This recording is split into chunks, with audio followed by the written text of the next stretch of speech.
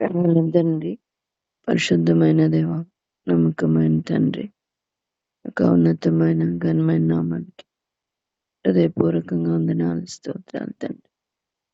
నమ్మకమైన తండ్రి, ఏదైనా మీ రకంగా ఈ వాక్యాన్ని పంచుకోవడానికి ఇచ్చిన తరుణంకై కృతజ్ఞతలు. యేసు ప్రభువా, మీ సహాయం లేకపోతే మేమేమి చేయలేము తండ్రి. నీకు వేరుగా ఉండి ఫలించలేము. మీరు మాకు తోడుగా ఉండండి, సహాయం చేయండి తండ్రి. జీవంగల మీ మాటల చేత మమ్మల్ని తృప్తిపరచు, మా జీవితాన్ని బాగుపరచు నాయన.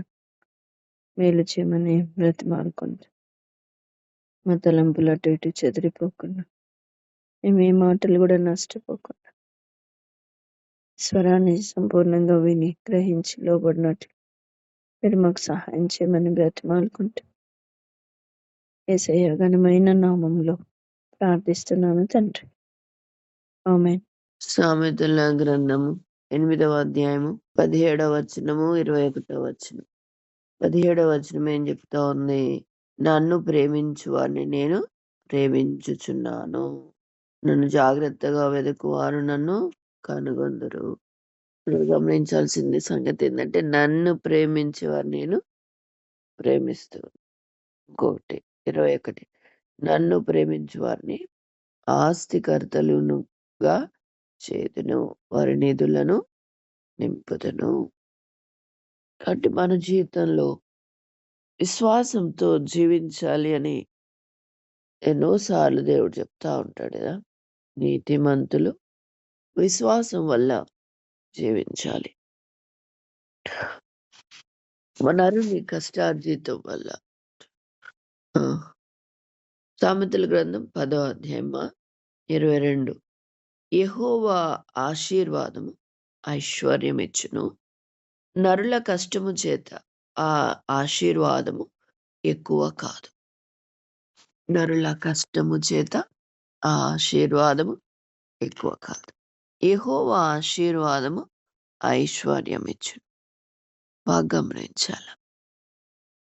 దేవుని బిడ్డలమే, దేవుని పని చేసే వాళ్ళమే చిన్న లైన్లో మనం మిస్ అయిపోయి గొప్ప బహుమానం, ఆశీర్వాదం, నిజమైన సంతోషం మనం పొందుకోలేకపోతున్నాం.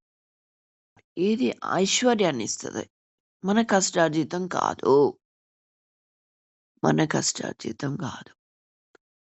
యెహోవా ఆశీర్వాదం మనకు ఐశ్వర్యం. నరుల కష్టం చేత ఆ ఆశీర్వాదం ఎక్కువ కాదు. చాలాసార్లు మనం మన కష్టం మీద మనం ఆధారపడతాం. దేవుడు మనల్ని ఆత్మీయంగా ఎదిగింప చేయాలనుకుంటాడు.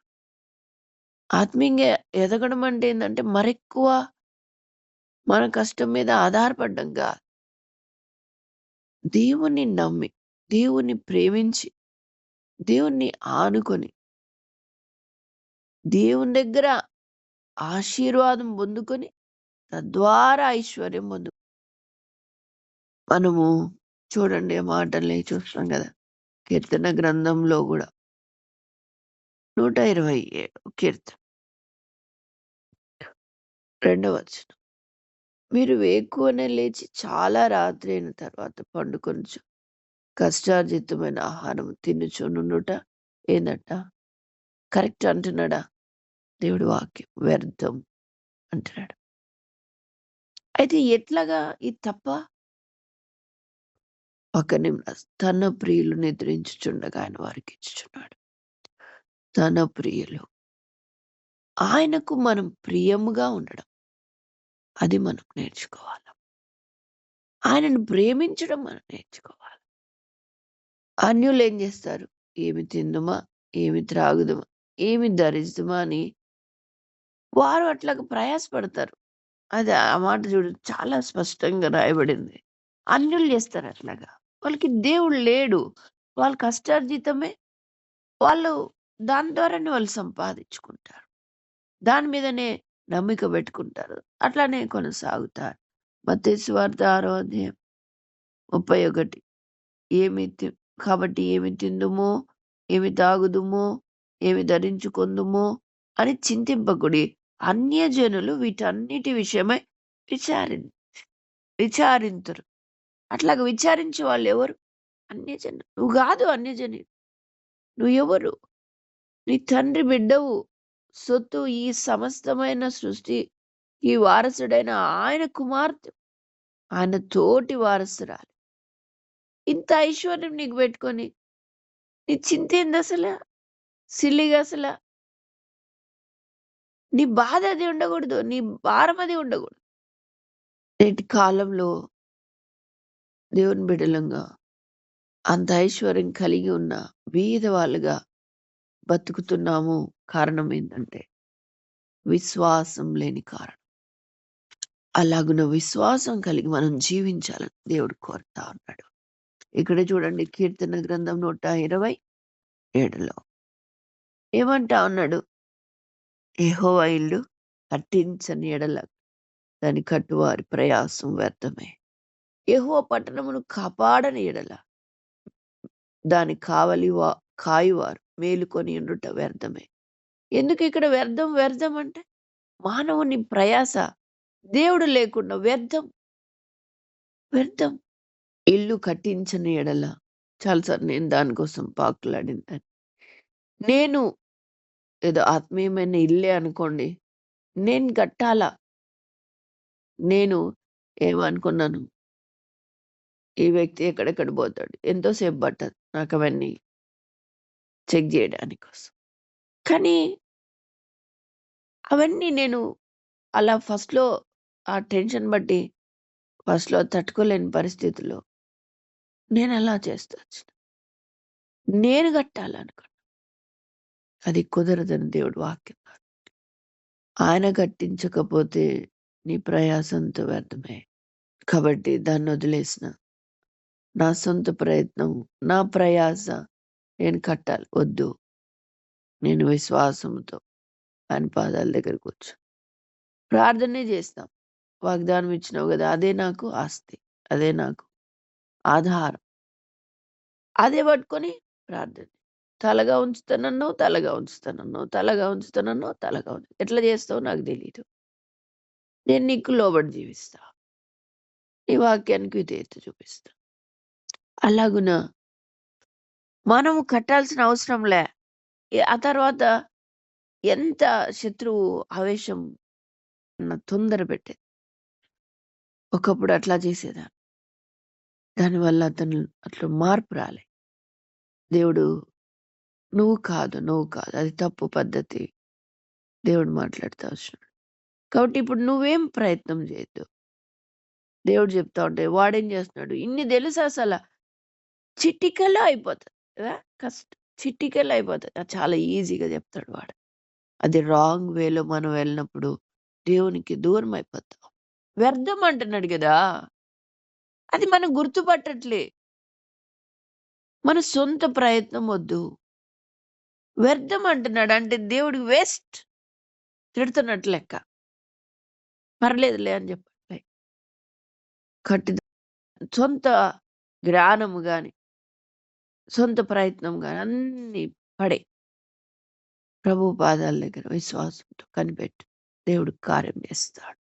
ఆ విశ్వాసంతో నువ్వు కనిపెడుతున్నప్పుడు, ఇప్పుడు ఇల్లే కట్టాలా ఆత్మీయమైన ఇల్లు అంటే పూర్తిగా ప్రార్థనలు కూర్చుంటే అది కూడా సరిపోదు కదా. ఏం చేయాలా? దేవుడు నువ్వు ప్రార్థనలో కూర్చున్నప్పుడు దేవుడు చెప్తాడు. ఏం చెప్తాడు?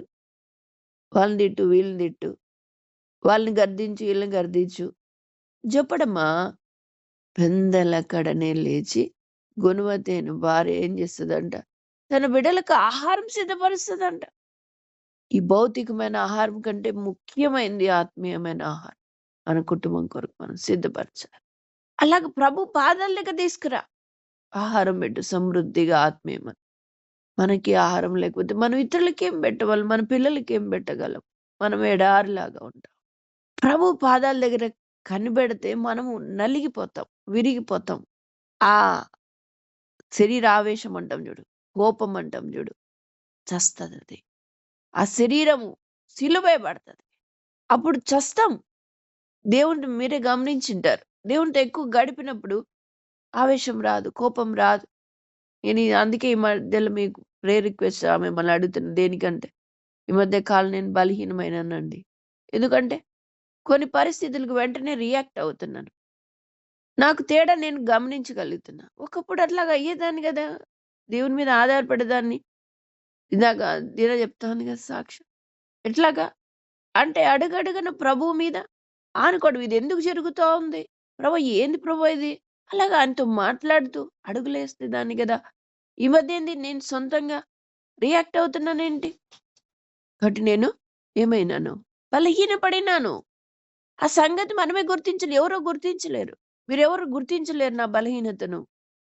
నేను చెప్తే తప్ప మీకు అర్థమవ్వదు. బయట వాళ్ళకి కనబడదు. ఈజీగా కవర్ చేసుకొని బతకొచ్చు. మన బలహీనత కనీసం మనం గుర్తించగలగాల. అప్పుడు మనం సరి చేసుకోవడానికి ప్రయత్నం చేస్తాం. సైతాన్ ఉన్నాడు మనలో.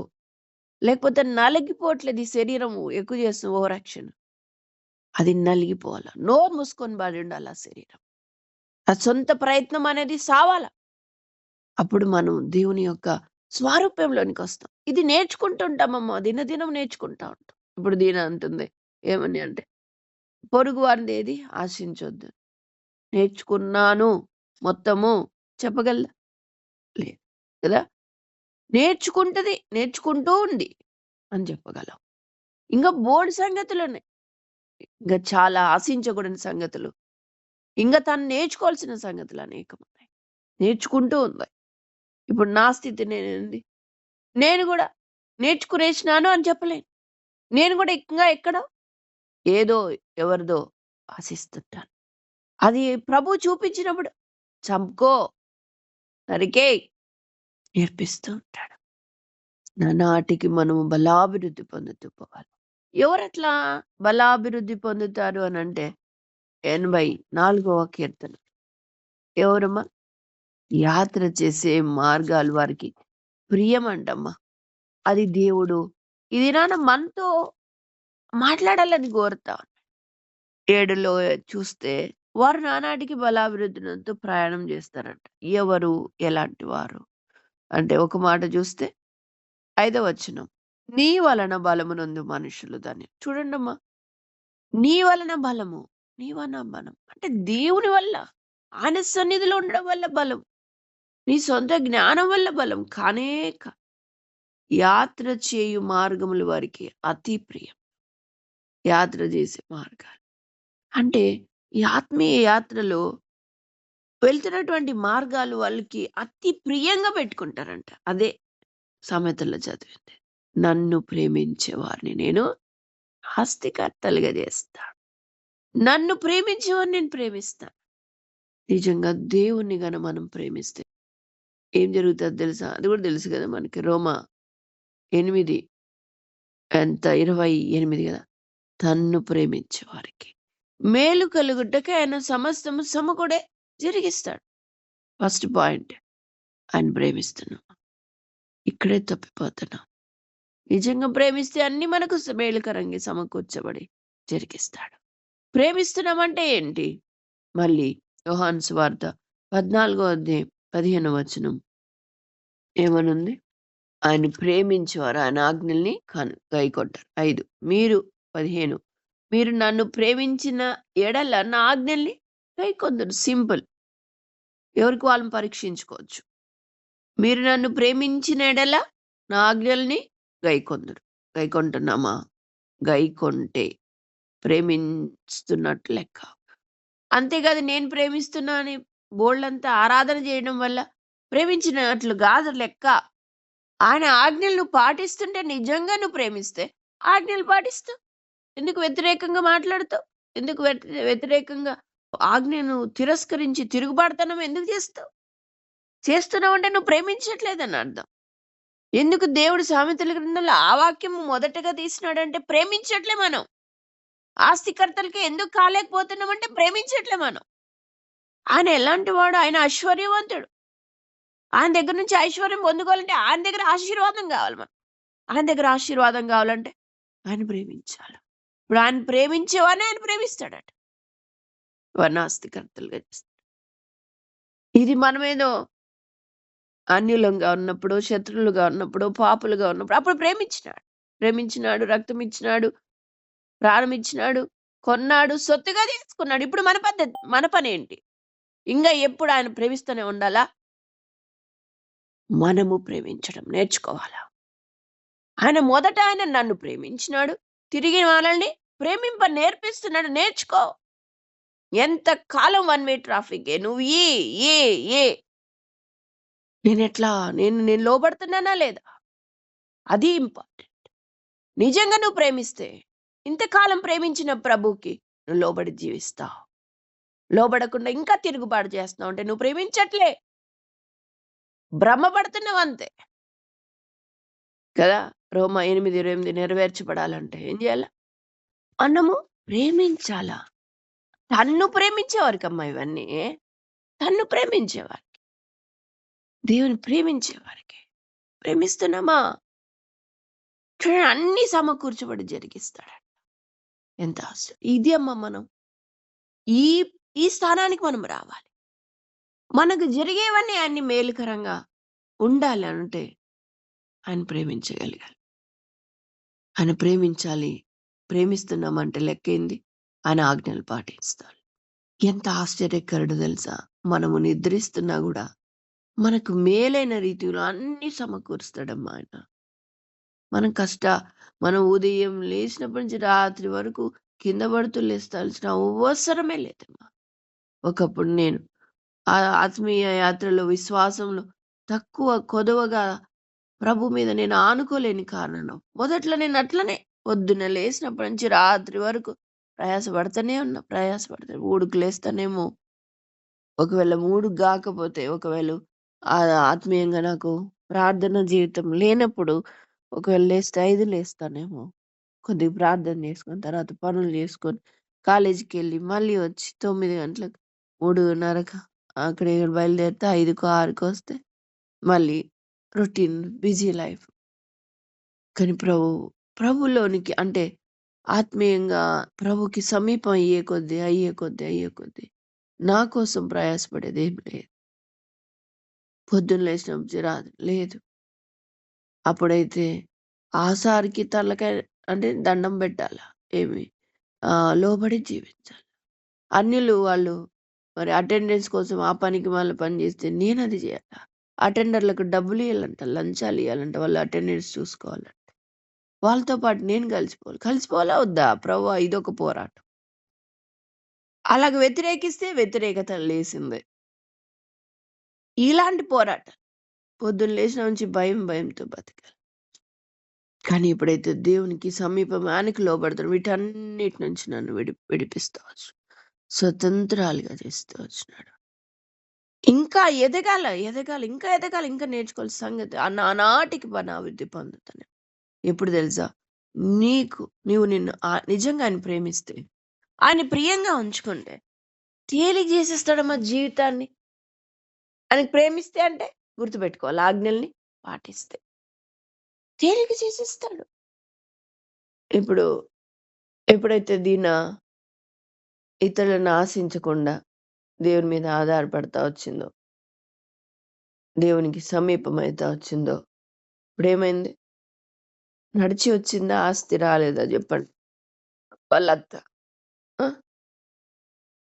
అదే పనిగా కొని పాప పేరు మీద రాసింది. ఎప్పుడు ఈ పాప కూడబెట్టాలంటే ఎప్పుడు కూడబెట్టాలి అంతా కూతురికి? అంటే అనుకోకుండా ఎందుకు వస్తాయి? ప్రభుని నమ్మి ఆజ్ఞలకి లోపడితే అంతే అమ్మా చేసేది. విశ్వాసంతో అంతే. ఎందుకంటే ఇప్పుడు నాకు ఇప్పుడు లేమి ఉన్నా నా దేవుడికి లోబడితే సమృద్ధిస్తాడు అని నమ్మింది. ఇతరులు ఆశించొద్దు అన్నాడు, నేను ఆశించను కాబట్టి నేను లోబడతాను. ఆజ్ఞ అంతే. ఇలాంటి ఆజ్ఞలు ఏ ఆజ్ఞలు దేవుడు నీకు ఇస్తున్నాడో లోబడంతే.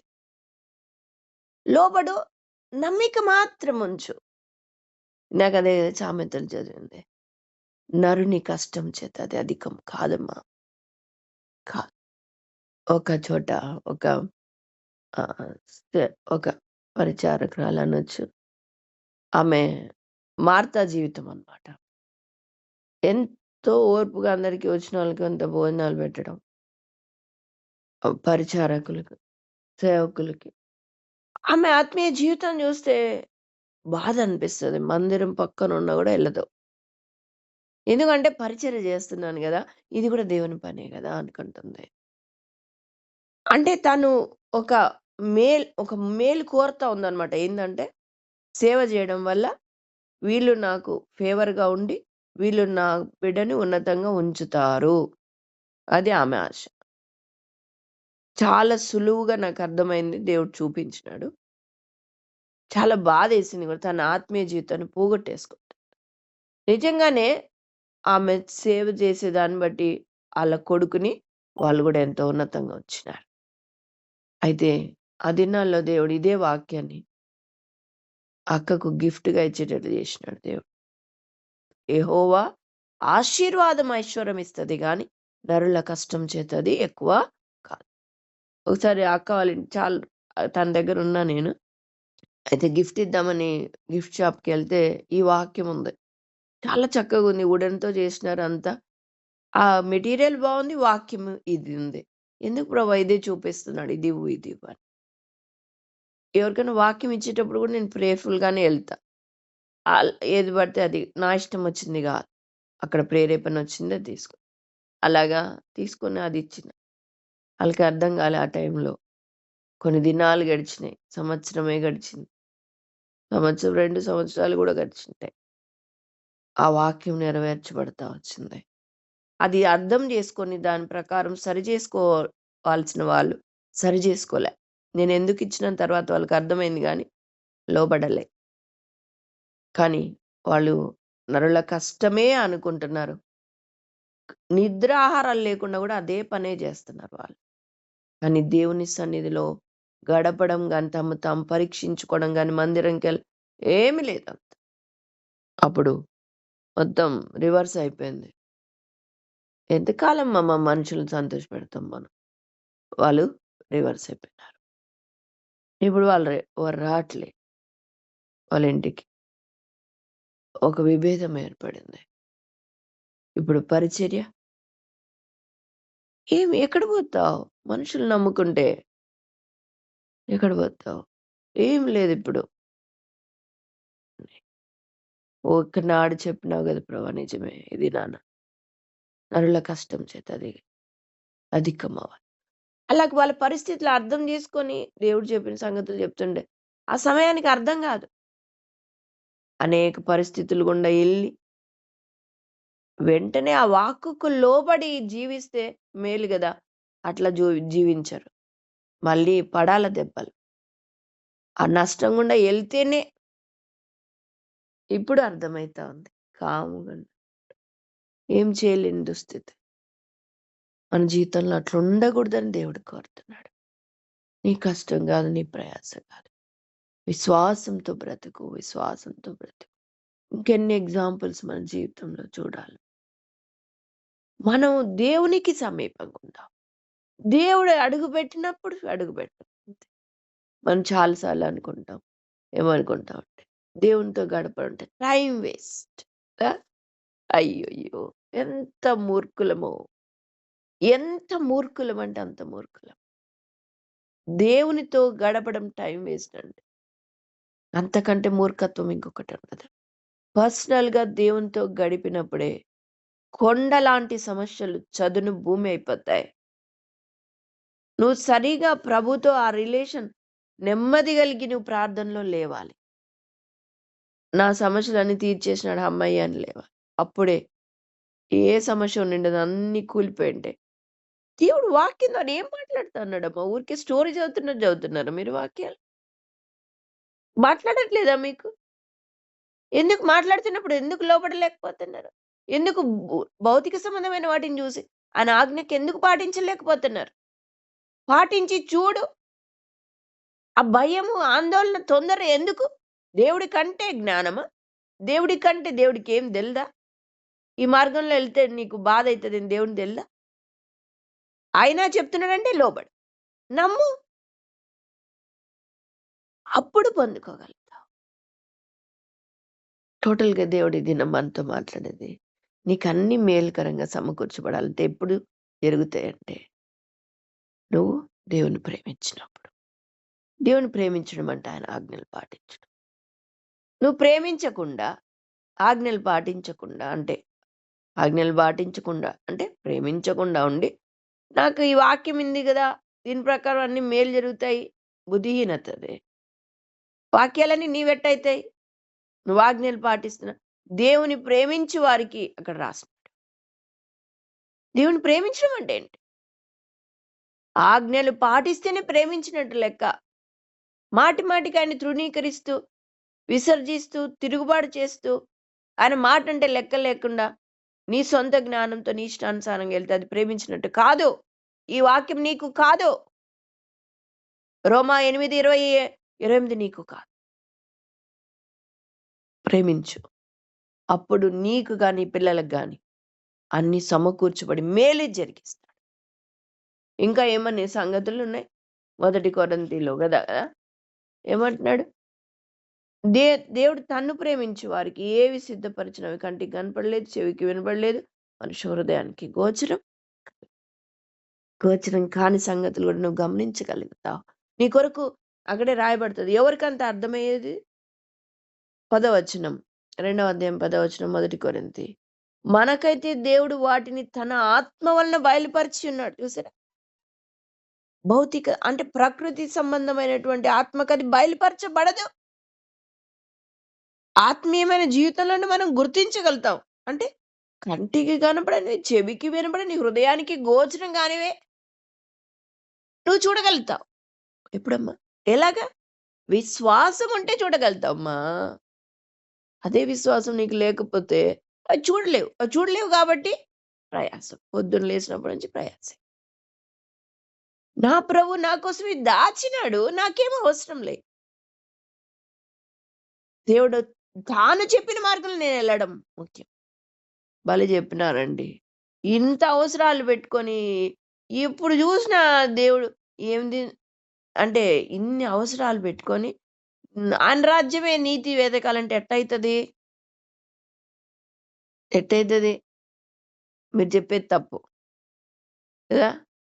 మేము కష్టపడితేనే దొరికేది. ఇది చేయాలి, అది చేయాలి. దేవుడు అంటున్నాడు, మొదట నా రాజ్యము నీతి వెతుకు. First important. మొదట అన్నాడంటే ఫస్ట్ గుర్తుపెట్టుకో. మొదట అది చెయ్యి. ఆ తర్వాత ఏదైనా చెయ్యి. మొదటి అప్పం ఆ విధవరాలు ఆయనకిచ్చింది అంతే. ఆమె చేసింది ఒక్కటే చేసింది. ఆమె ఆకలుంది. ఆమె పిల్లోడు ఆకలితో ఉన్నాడు. కానీ మొదటి అప్పం దైవజనునికిచ్చింది. మొదట ఆయన పని చేసింది. అంతే. సమృద్ధి కరువు దినాల్లో. ఆమె ఊహించగలిగిందా మొదటి అప్పం ఇచ్చేటప్పుడు? ఊహించగలిగిందా చెప్పండి? ఆ విశ్వాసం మనకుండాలమ్మా. కనబడదు నీకది. కానీ నమ్ము. ఇక్కడ ఎవరికి బయలుపరచబడింది? ఆ కంటికి కనబడని, చెవిని వినపడనివి, హృదయానికి గోచరం కాని ఆ సంగతులు ఎవరికి బయలుపరచబడినాయి? ఆత్మ వలన ఆత్మీయంగా నడిచే వాళ్ళకి బయలుపరచబడుతున్నాయి. మనకు బయలుపరచబడట్లేదంటే మనకు విశ్వాసం లేదు గనక. నిజంగానే అవి బయలుపరచబడితే మనం ఆత్మీయంగా నడుస్తాం. మనకైతే దేవుడు వాటిని తన ఆత్మ వలన బయలుపరిచి ఉన్నాడు. చూడండి 11వ వచనం. ఒక మనుషుని సంగతులు అతనిలో ఉన్న మనుష్యాత్మకే గాని మనుషుల్లో మరెవరికి తెలియదు. అలాగే దేవుని సంగతులు దేవుని ఆత్మకే గాని మరెవరికిని తెలియదు. మనము లౌకికమైన ఆత్మ కింద రాసిన 12 దేవుని వలన మనకు దయచేయబడిన వాటిని తెలుసుకొనుటకై మనము లౌకిక ఆత్మను గాక దేవుని యొద్ద నుండి వచ్చు ఆత్మను పొంది ఉన్నాం. చూసారా? నిజంగా నువ్వు గమనించగలుగుతున్నావా దేవుని దగ్గర నుంచి వచ్చే ఆశీర్వాదాలు? నువ్వు లేదు అనుకుని కృంగిపోతున్నావంటే నీలో లౌకికాత్మనే ఉంది కానీ దేవుని ఆత్మ ఏమంటారు? ఆత్మీయమైన దృష్టి మనకు దేవుడి ఆత్మ లేదని చెప్పలేం కానీ ఆత్మీయమైన దృష్టి లేదు. విశ్వాసం కలిగి ఆయనకు లోపడు. ఆయన ప్రేమించు. నువ్వు చేసే పని ఒక్కటే అమ్మా. ఆయన ప్రేమించు అంతే. ఆయన ప్రేమించు. అదొక్కటే చెయ్యి కదా! ఆజ్ఞలు కూడా అదే కదా! 2 ఆజ్ఞలు అంటే ఒకటేమో పూర్ణ హృదయంతో, పూర్ణ ఆత్మ, పూర్ణం. ఎందుకమ్మా పూర్ణ పూర్ణ పూర్ణ అని రాసినాడు? సగం సగం చేస్తామని తెలుసు ఆయనకి. కొంచెం ప్రేమించినాను ప్రభువా అంటావు. అట్లా కాదు తల్లి. ఇప్పుడు చూడండి, ఒకసారి నాకు నేర్పిన పాఠం చెప్తున్నా. చాలా జ్వరంతో ఉన్నా, చాలా బలహీనంగా ఉంది శరీరం, చాలా బలహీనంగా ఉంది. అప్పుడు ఎవరో వాక్యం చెప్పినారు, ఏదో చెప్పన్నారు.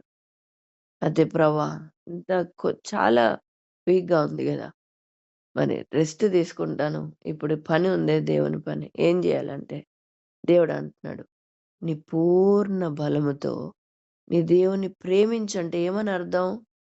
పూర్ణ బలం అంటే ఈ జ్వరం వచ్చినప్పుడు, ఈ బాలేనప్పుడు నీకు ఎంత ఉంది బలం? కొంచెమే ఉంది. ఆ కొంచెం బలంతో అయినా కూడా, అంటే అపూర్ణంగా నీకెంతుందో అంత, ఆ సంపూర్ణంగా తీసుకొని దాంతో నన్ను ప్రేమించు.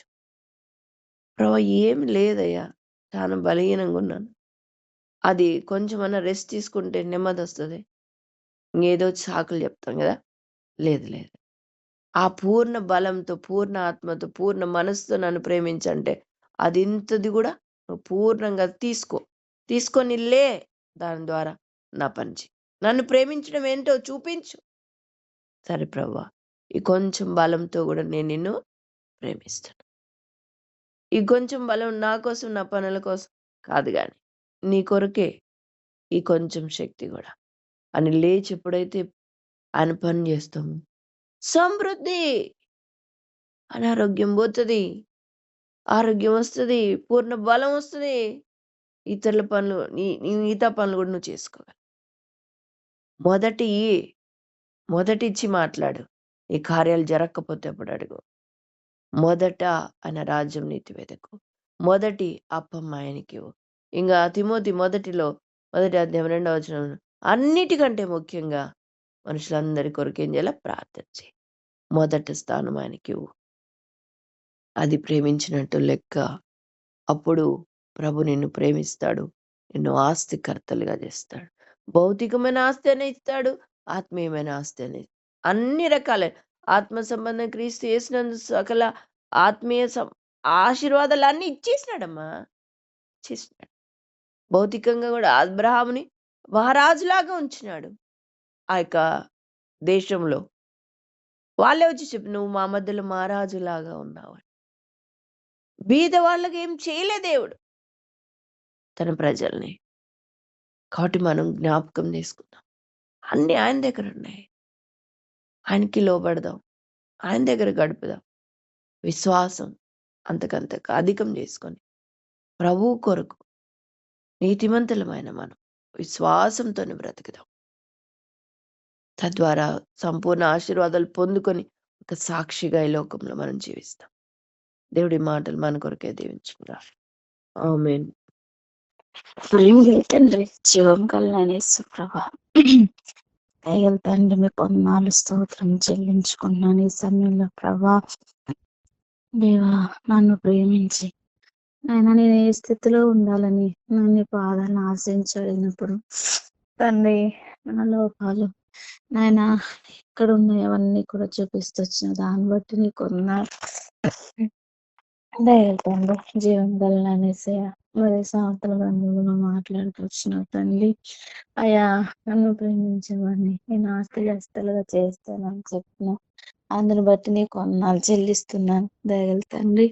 కానీ నాయన, నేను నిన్ను ప్రేమించే విషయంలో ఎంతో వెనకబడతా ఉన్నాను ప్రభా. సరైన రీతిలో లేని మూర్ఖురాలుగా ప్రవర్తిస్తున్నాను తండ్రి. ఎప్పుడు లోకాశ, శరీరాశ, జీవ కుటుంబము ఇవి కలిగే ఉంటా వచ్చినాను నాయన. కన్ని గురించి నాయన, అయ్యా నేను ఎంత ఆత్మీయ ఆశీర్వాదాన్ని కోల్పోతున్నాను, ఆత్మీయ ఐశ్వర్యాన్ని, నీ యొక్క ఆత్మని ఐశ్వర్యాన్ని నేను కోల్పోతున్నాను ప్రభా. నాయన దయచేపించి అనేక మరి పరిస్థితుల్లో లోబడలేని దానిగా నేను ఉంటా వస్తున్నాను తండ్రి. నాయన ఎల్లప్పుడూ కూడా నాయన నాయన మరి నరులు ఎంత కష్టపడినది వ్యర్థం అంటున్నావు. నిజమే ప్రభా, ఎన్నోసార్లు ప్రయాసపడి కష్టపడి అన్ని వ్యర్థమే అవుతున్నాయి. అయితే నువ్వు లేనిదే సమస్తం కూడా వ్యర్థమే నా జీవితంలో తండ్రి. నీవు లేకుండా ఎన్నో విషయాల్లో పరిగెడతా వస్తా ఉన్నాను తండ్రి. ఇంకను ప్రభా నాయన నేను పొరుగు వారిని ఏది కూడా నేను ఆశించనీయద్దు నాయన. నాయన నా ఆశ అంతా నీ వైపే ఉండటానికి, నిన్ను ప్రేమించడానికి, నీ కొరకు జీవించడానికి, శ్రమల్లో, నిందల్లో, బాధల్లో, సంతోషంలో నిన్ను వెంబడించినట్లుగా కృప చూపించండి. ఆ రీతిలో నీ కృప చూపించి నడిపించండి అయ్యా. నాయన సర్వశక్తి గల మీ నామమును బట్టి నాకు సహాయం చేసి దేవుడు నన్ను విడిచిపెట్టొద్దు ప్రభా, నన్ను విడిచిపెట్టొద్దు ప్రభా. నాయన నాకును నా భర్తకి నా బిడ్డలకి కూడా ప్రభా నేను వెంబడించినట్లు నేర్పించు సహాయం చేయండి నాయన. ఆత్మని నాయన నాయన నాయన నీ యొక్క లేఖనం ఎన్నోసార్లు నిజమే ఎంతో స్పష్టంగా మాట్లాడుతున్నావు, కానీ దానికి నేను లోబడలేకపోతున్నాను. ఏదో తొందర ప్రభా, సరైన రీతిలో చదవలేకపోతున్నాను. దయచేసి నేను క్షమించు నాయన. నాయన స్థిరపరిచి నాయన కనికరం చూపించు. నేను నమ్మకంగా నాయన అయ్యా ఈ యొక్క తృప్తితో నువ్వు మాట్లాడుతున్నావు తొందర నువ్వేం మాట్లాడుతున్నావు గమనించడం సహించేట్లో ఒక పరిస్థితి తొందర నాలో నుంచి తీసివే ప్రభా. నీ పాసనిలో కూర్చొని నాయన అయ్యా నీ స్వరాన్ని వినగలిగినట్లుగా కృప చూపించండి. ఆ రీతిలో నాయన నువ్వు సహాయం చేసి నడిపించే గొప్ప దేవుడుగా నీవు ఉన్నావు. అందును బట్టి నీ కొన్నాళ్ళు జీవం గల తండ్రి, దయగల తండ్రి కనికరం చూపించి నాయన నా ఇంటి వారు నా భర్త నా బిడ్డని వెంబడించి నీ ఆత్మని ఆయన ఆత్మని ప్రార్థనని ఐశ్వర్యాన్ని మేము పొందుకోవడానికి మాకు సహాయం చేయమని వేడుకుంటున్నాం తండ్రి. కృప చూపించు, క్షమించు. అవిధేయత, పాపము, లోపం ఎన్నో ఉన్నాయి తండ్రి. అవన్నీ కడిగి నాయన నువ్వు కడుగుతా వచ్చును అయితే తండ్రి లోబడలేని దానికి ఉన్నాను అయ్యా. ఇల్లు కట్టువారు దాన్ని కట్టువారు ప్రయాస వ్యర్థమని సెలవిస్తున్నావు తండ్రి. ఏ విషయంలో లోకం వైపు పరిగెత్తినట్టు లోకం దాన్ని ఆశించి కట్టుకొని ఏదో సమస్తం వ్యర్థమే ప్రభా, వ్యర్థమే ప్రభా. అయితే కట్టువాడు నీవు తండ్రి, సమస్తం సమకూర్చువాడు నీవు తండ్రి. ప్రయాస ఆయన మేలు చేసేవాడు నువ్వు కదయ్యా. కాబట్టి నాయన అయ్యా ప్రార్థన ప్రయాస నా ఇంటిలో, నా భర్తలో, నాలో, నా బిడ్డల్లో ఉండడానికి సహాయం చేయండి ప్రభా. నిన్ను ప్రేమించి మొదటి స్థానాన్ని నీ నీతిని అనుసరించడానికి సహాయం చేయండి ప్రభా. నీతిని, రాజ్యాన్ని వెతకడానికి నాకు, నా భర్తకి, నా బిడ్డలకు సహాయం చేయమని వేడుకుంటున్నాను. రోమా 8:28 వాగ్దానాన్ని పొందుకోవాలంటే సరైన రీతిలో నా ఇంటి నేను నా కుటుంబం ఉండటానికి నాకు సహాయం చేయమని ప్రార్థిస్తున్నాను నాయన. ఆ రీతిలో నువ్వు నాకు సహాయం చేస్తే గొప్ప దేవుడు అని నమ్ముతున్నాను నాయన. నీ యొక్క శాంతిని నేను జ్ఞానం లేని దానిగా ఉన్నాను, నీ శాంతిని అనేకసార్లు పొందుకోలేని దానిగా ఉంటున్నాను తండ్రి. నువ్వు నేర్చుకొని కొలది నేర్పించే దేవుడుగా ఉన్నావు. ప్రతి నాయన నా జీవిత కాలం అంతా అనేక విషయాలు నేర్చుకుని వీటిలో స్థిరంగా ఉండునట్లుగా నాకు సాయించి. నిజంగా జ్ఞానం లేదు ప్రభా, మూర్ఖురాలుగా ఉంటున్నాను. కోపం, గర్వం, అహంకారం తండ్రి కొన్ని విషయాలు నాయన నేను నీ నుంచి పొందుకోలేకపోవడానికి కానీ ఇవన్నీ ఉన్నాయి ప్రభా. ఇవన్నీ నాలో నుంచి సంపూర్ణంగా తొలగించి అగ్నిలో కాల్చివే ప్రభా. తగ్గింపు స్వభావం, దీనత్వం, ఇతరులు ప్రేమించే స్వభావం దయచేయమని వేడుకుంటున్నాను. యథార్థంగా నీ పని నమ్మకంగా చేయగలిగినట్లు కృప చూపించండి. ఆ రీతిలో నాకు సహాయపడతావని ప్రభా. మూర్ఖురాలుగా ఉండనియద్దు ప్రభా, మనుషుల మీద ఆధారపడియద్దు. పరణంత వరకు కూడా ప్రభా నేను ఇంటి నా బిడ్డలు నా భర్త నిన్నే ఆశ్రయించి నీ పాదాలు చెంత కూర్చొనేటట్లు మాకు నేర్పించి ప్రభా. ఆ రీతిలో నీ కృప చూపిస్తావని నమ్మి స్తుతిస్తూ ఇచ్చిన మాటలకే నీ కొందనాలు చెల్లిస్తూ అయ్యా అంతేకాదు ప్రభా. మరి దేవుని పిల్లలు ఎవరైనా గద్దించినప్పుడు వారు నన్ను ప్రేమిస్తున్నారని నేను ఎల్లప్పుడూ లోబడడానికి సహించి కొన్నిసార్లు లోబడుతున్నాను, కొన్నిసార్లు లోబడలేకపోతున్నాను ప్రభా. ఆ చెడు స్వభావం తీసివేసి ఎల్లప్పుడూ ఏ పరిస్థితులు అయినప్పటికీ కూడా లోబడినట్లు కృప చూపించి వేషధారణ నాలో ఉండనియదు. యథార్థంగా ఉన్నట్లు కృప చూపించమని ఇచ్చిన మాటలు కొన్నాళ్ళు హృదయంలో భద్రపరుచుకునే కృప నీమని, నీ మార్గంలో నాయన, నీ నీతి మార్గంలో ప్రభా నాయన నడుచుకోవడానికి సహాయం చేయమని వేడుకుంటున్నాను ప్రభా.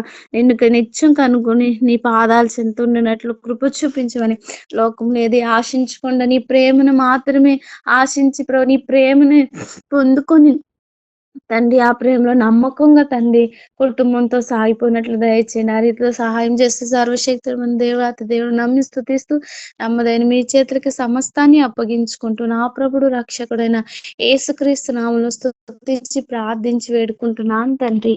ఆమేన్.